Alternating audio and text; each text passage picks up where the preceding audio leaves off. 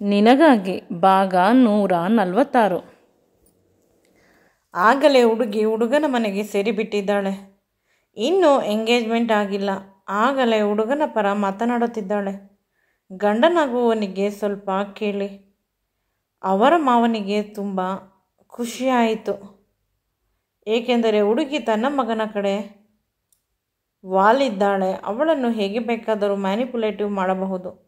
ಪವಿತ್ರ ಅನ್ನುವ ರಾಕ್ಷಸಿಯಿಂದ ನನ್ನ ಮಗನನ್ನು ಕಾಪಾಡಬಹುದು ಅಂತ ಅವರು ಯೋಚಿಸುತ್ತಿದ್ದರು. ಆದರೆ ಈ ಸಮಯದಲ್ಲೂ ಕೂಡ ಅವಳಿಗೆ ತುಂಬ ನೋವಾಗುತ್ತಿತ್ತು. ಅವನ ಜೊತೆ ಇನ್ನೂ ಸ್ವಲ್ಪ ಮಾತನಾಡಬೇಕಿತ್ತು. ಅವರು ಕೇವಲ ಅಫಿಷಿಯಲ್ ಆಗಿ ಮಾತನಾಡಿದರು. ನಮ್ಮಿಬ್ಬರ ವಿಷಯದ ಬಗ್ಗೆ ಯಾವುದೇ ವಿಷಯವನ್ನು ತೆಗೆದಿಲ್ಲ. ನನ್ನ ಮೇಲೆ ಪ್ರೀತಿ ಎಷ್ಟಿದೆ ಅಂತ ನಾನು ಕೇಳಬೇಕಿತ್ತು. ನನಗೆ ತುಂಬ ಇಷ್ಟ. ನನ್ನನ್ನು ಮದುವೆ ಆಗುವವನು ನನ್ನನ್ನು ತುಂಬ ಪ್ರೀತಿ ಮಾಡಬೇಕು ಅಂತ. ಆದರೆ ಇಲ್ಲಿ ಎಲ್ಲ ಉಲ್ಟಾ ಹೊಡೆಯುತ್ತಿದೆ. ಏನೂ ಆಗಬಾರದು ಅದೇ ಆಗುತ್ತಿದೆ. ಏನಾದರೂ ಪರವಾಗಿಲ್ಲ, ಇವರನ್ನು ನಾನೇ ಪ್ರೀತಿ ಮಾಡುತ್ತೇನೆ. ನನ್ನನ್ನು ಅತಿಯಾಗಿ ಪ್ರೀತಿ ಮಾಡಬೇಕು, ಆ ರೀತಿ ನಾನು ಮಾಡುತ್ತೇನೆ ಅಂತ ಅವಳು ಮನಸ್ಸಿನಲ್ಲಿ ನಗುತ್ತಿದ್ದಳು. ಡಾಕ್ಟರ್ ನನ್ನನ್ನು ಕರೆದು, ನಿಮ್ಮ ತಂದೆ ಸಂಪೂರ್ಣವಾಗಿ ಆರೋಗ್ಯವಾಗಿದ್ದಾರೆ. ಇಂದು ಸಂಜೆಯವರೆಗೂ ICUನಲ್ಲಿ ಕೇವಲ ಅಬ್ಸರ್ವೇಷನ್ಗೆ ಅಂತ ಇಡುತ್ತೇವೆ. ಆದ್ದರಿಂದ ನೀವೆಲ್ಲರೂ ಮನೆಗೆ ಹೋಗಿ. ಯಾರಾದರೂ ಒಬ್ಬರು ಇದ್ದರೆ ಸಾಕು, ಇಲ್ಲವಾದರೆ ಯಾರದಾದರೂ ಹತ್ತಿರ ಮನೆ ಇದ್ದರೆ ಅಲ್ಲಿ ಇದ್ದರೆ ಸಾಕು. ನಾವು ಕರೆದ ತಕ್ಷಣ ಬರಬೇಕು. ಆಗ ಎಲ್ಲರಿಗೂ ಸಮಾಧಾನವಾಯಿತು. ಇಷ್ಟು ಬೇಗ ಹುಷಾರಾದರು ಅಂತ. ಅಷ್ಟರಲ್ಲಿ ಡಾಕ್ಟರ್ ಪುನಃ ಒಂದು ಮಾತನ್ನು ಹೇಳಿದರು. ನಿಮ್ಮ ಯಜಮಾನರು ಹುಷಾರಾಗಲು ನಮ್ಮ ಡಾಕ್ಟರ್ ಪ್ರಜ್ವಲ್ ಅವರು ಕಾರಣ. ಅವರಿಗೆ ಥ್ಯಾಂಕ್ಸ್ ಹೇಳಿ. ನನಗೆ ಏಕೆ ಅಂತ ಹೇಳಿದರು. ನನ್ನ ಬದುಕಿನ ತುಂಬ ಕನಸುಗಳು ಪ್ರಜ್ವಲಿಂದ ಈಡೇರುತ್ತಾ ಇವೆ. ಪ್ರಜ್ವಲ್ ತುಂಬ ಒಳ್ಳೆಯವರು. ನನ್ನ ಅಪ್ಪ ಸರಿಯಾದ ಆಯ್ಕೆ ಮಾಡಿದ್ದಾರೆ. ನನಗೆ ಈ ಡಾಕ್ಟರ್ಗಳು ಇಷ್ಟವಾಗುತ್ತಿರಲಿಲ್ಲ. ಅವರು ತುಂಬ ಬ್ಯುಸಿ ಇರುತ್ತಾರೆ. ತಮ್ಮ ಬದುಕಿನಲ್ಲಿ ಸುಖ ಸಂತೋಷವನ್ನು ನೋಡುವುದಿಲ್ಲ. ಎಂಜಾಯ್ಮೆಂಟ್ ಅನ್ನುವುದು ಇರುವುದಿಲ್ಲ. ಕೇವಲ ಪೇಷಂಟ್ ಅಂತ. ಇಂದು ನನ್ನ ಅಪ್ಪನ ಪ್ರಾಣ ಉಳಿಸಿದ್ದಕ್ಕೆ ಅವರ ಮೇಲೆ ನನಗೆ ತುಂಬ ಗೌರವ ಇದೆ. ನಿನ್ನೆ ಎಲ್ಲ ನನಗೆ ತುಂಬ ಕಷ್ಟವಾಗುತ್ತಿತ್ತು. ಎಲ್ಲಿ ಅಪ್ಪನಿಗೆ ತೊಂದರೆಯಾಗಿ ಬಿಡುತ್ತದೆ ಅಂತ. ಇಂದು ಅಪ್ಪ ತುಂಬ ಆರೋಗ್ಯವಾಗಿ ಇದ್ದಾರೆ. ನನ್ನಂಥ ಎಷ್ಟೋ ಜನರ ಬದುಕಿಗೆ ಅವರು ದಾರಿದೀಪವಾಗಿದ್ದಾರೆ. ಅವರಿಗೆ ನಾನು ಎಂದು ಚಿರಋಣಿ ಅಂತ ಅವಳು ಯೋಚಿಸುತ್ತಿದ್ದಳು. ಕೊನೆ ಪಕ್ಷ ಈಗಲಾದರೂ ಕೂಡ ನಾನು ಈ ವೈದ್ಯ ವೃತ್ತಿಯನ್ನು ಒಪ್ಪಿಕೊಳ್ಳಲೇಬೇಕು ಅಂತ ಹೇಳುತ್ತಿದ್ದಳು. ಆ ಮಾತುಗಳು ಇಂದು ನನಗೆ ಅರ್ಥವಾಗುತ್ತಿವೆ. ಒಂದು ಇಡೀ ಮನೆಯನ್ನು ಕಾಪಾಡುತ್ತಾರೆ ಅಂತ. ಅವಳಿಗೆ ಅವನ ಮೇಲೆ ತುಂಬ ಪ್ರೀತಿ ಹೆಚ್ಚಾಯಿತು. ಅವನು ಹೇಳಿದ ಹಾಗೆ ಹೇಳುತ್ತೇನೆ, ಅವನನ್ನು ನನ್ನ ಪ್ರೀತಿಯ ಜಾಲದಲ್ಲಿ ಬೀಳಿಸಿಕೊಳ್ಳುತ್ತೇನೆ ಅಂತ. ಫೋನ್ ನಂಬರನ್ನು ತೆಗೆದುಕೊಂಡು ಅವನಿಗೆ ಪದೇ ಪದೇ ಕಾಲ್ ಮಾಡಿದಳು. ಆದರೆ ಅವನು ಕಾಲನ್ನು ಎತ್ತಿಲ್ಲ. ಆಗ ಅಂದುಕೊಂಡಳು, ನಾನು ಈಗ ತಾನೇ ಎಲ್ಲರಿಗೂ ಹೇಳಿದೆ ಅವರು ನಿದ್ರೆ ಮಾಡುತ್ತಿದ್ದಾರೆ, ಆರಾಮವಾಗಿ ಇದ್ದಾರೆ ಅಂತ. ಮತ್ತೆ ನಾನು ಹೇಗೆ ಈ ರೀತಿ ಕೆಲಸ ಮಾಡಿದೆ ಅಂತ ಅವಳಿಗೆ ಅವಳೇ ಬೇಸರ ಮಾಡಿಕೊಳ್ಳಲು ನಂತರ ಅವಳು ತನ್ನ ಕೆಲಸದಲ್ಲಿ ತಾನು ಮಗ್ನವಾಗಲು. ಆದರೆ ಪ್ರಜ್ವಲ್ ಅಪ್ಪ ಆಸ್ತಿಯನ್ನು ಬರೆಸಿಕೊಳ್ಳಲು ಪೇಪರನ್ನು ರೆಡಿ ಮಾಡಲು ಹೋದ. ಏಕೆಂದರೆ ಇವರು ಆಗಲೇ ಅರ್ಧ ಆಸ್ತಿಯನ್ನು ಕೊಡುತ್ತೇವೆ ಅನ್ನುವ ಮಾತನ್ನು ಹೇಳಿದರು. ತಿಳಿದು ಅಂದರೋ ಗೊತ್ತಿಲ್ಲ, ಅವರ ಅಪ್ಪ ಹೇಳುವುದರ ಒಳಗೆ ಆಸ್ತಿಯನ್ನು ಬರೆಸಿಕೊಳ್ಳಬೇಕು ಅಂತ ಪರದಾಡುತ್ತಿದ್ದಾರೆ. ಏಕೆಂದರೆ ಅವರ ಮನಸ್ಸನ್ನು ಬದಲಾಯಿಸಿದರೆ. ಈ ಮಾತನ್ನು ಕೇಳಿ ಪ್ರಜ್ವಲ್ನ ಅಮ್ಮ ಖುಷಿಪಟ್ಟು ಆ ಕೆಲಸದಲ್ಲಿ ಮಗ್ನವಾಗಿದ್ದಾಳೆ. ಏನಾದರೂ ಆಗಲಿ, ಇಂದು ಎಲ್ಲ ಸರಿ ಹೋಗಬೇಕು.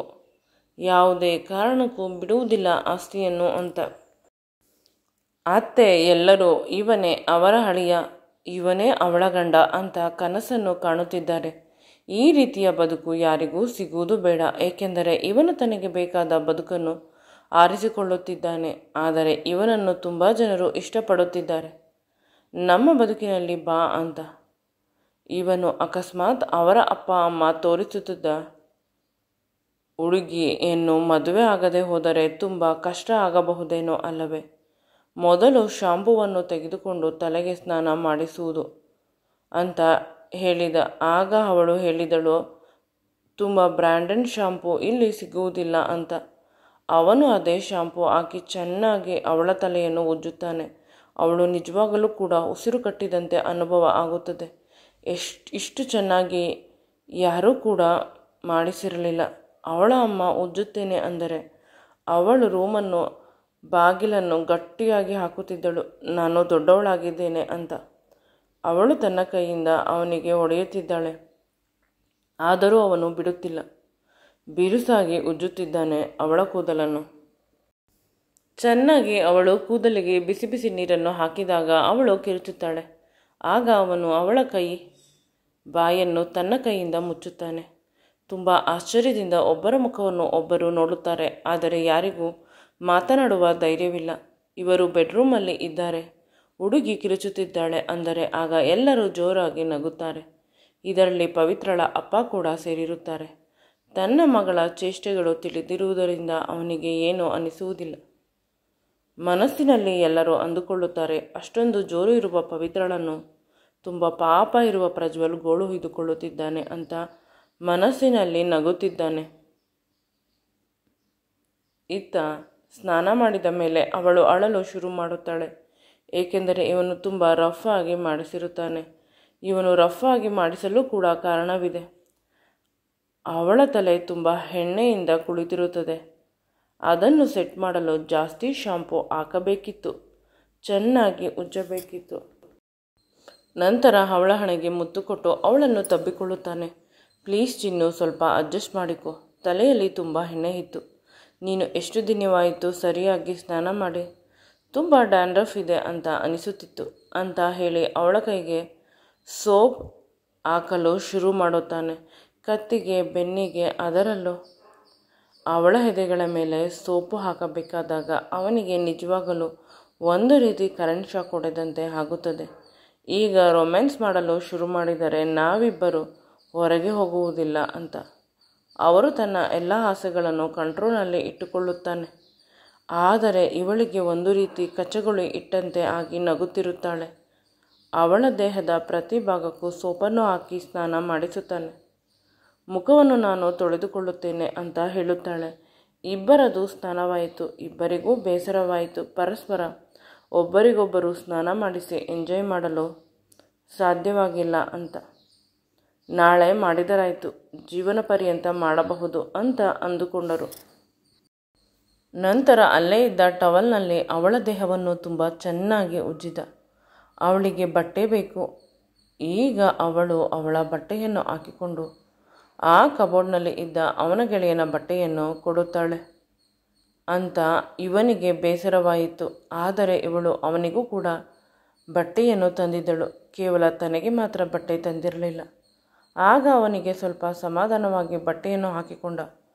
ಇಬ್ಬರು ರೆಡಿಯಾಗುತ್ತಿರಬೇಕಾದಾಗ ಪದೇ ಪದೇ ಇವಳು ಕಣ್ಣಿನ ಬಳಿ ಏನೋ ಉಜ್ಜಿಕೊಳ್ಳುತ್ತಿದ್ದಳು.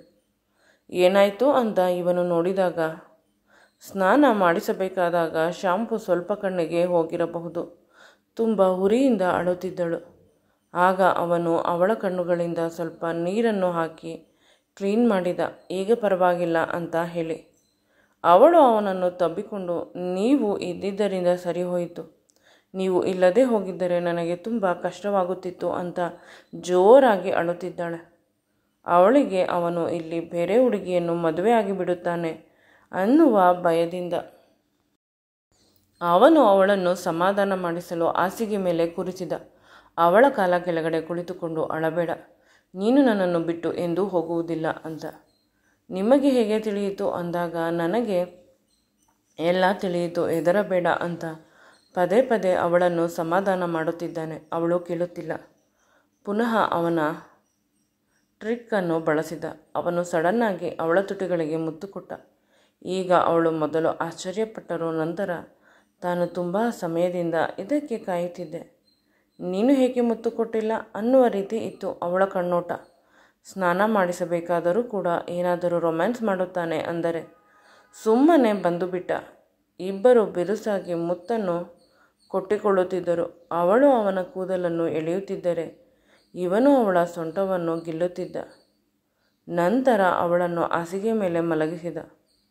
ಅವನು ಕೂಡ ಅವಳ ಪಕ್ಕ ಮಲಗಿ ಅವಳನ್ನು ಮುದ್ದಿಸಲು ಶುರು ಮಾಡಿದ. ಪರಸ್ಪರ ಒಬ್ಬರನ್ನು ಒಬ್ಬರು ಮುದ್ದಿಸಲು ಆರಂಭಿಸಿದರು. ಇಬ್ಬರು ಫ್ರೆಶ್ ಆಗಿರುವುದರಿಂದ ಈ ಕ್ರಿಯೆ ತುಂಬ ಆನಂದವಾಗಿತ್ತು. ಅವಳು ಕೂಡ ಅವನಿಗೆ ಸಹಕರಿಸಿದಳು. ಪರಿಣಾಮವಾಗಿ ಇಬ್ಬರು ಬೆಳಿಗ್ಗೆ ಒಂದಾದರು. ಊರಿಗೆ ಬಂದ ಮೇಲೆ ತುಂಬ ಸಮಯವಾಗಿತ್ತು. ಅವರಿಬ್ಬರು ಈ ರೀತಿ ದೈಹಿಕವಾಗಿ ಒಂದಾಗಿ. ಈ ರೀತಿ ಆದ ಮೇಲೆ ಪ್ರಜ್ವಲ್ ಎಂದೂ ಕೂಡ ಅವಳನ್ನು ಬಿಡುವುದಿಲ್ಲ. ಗಟ್ಟಿಯಾಗಿ ತಬ್ಬಿಕೊಂಡು ಮಲಗುತ್ತಾನೆ. ಅವಳು ಕೂಡ ಮಲಗಿದಳು.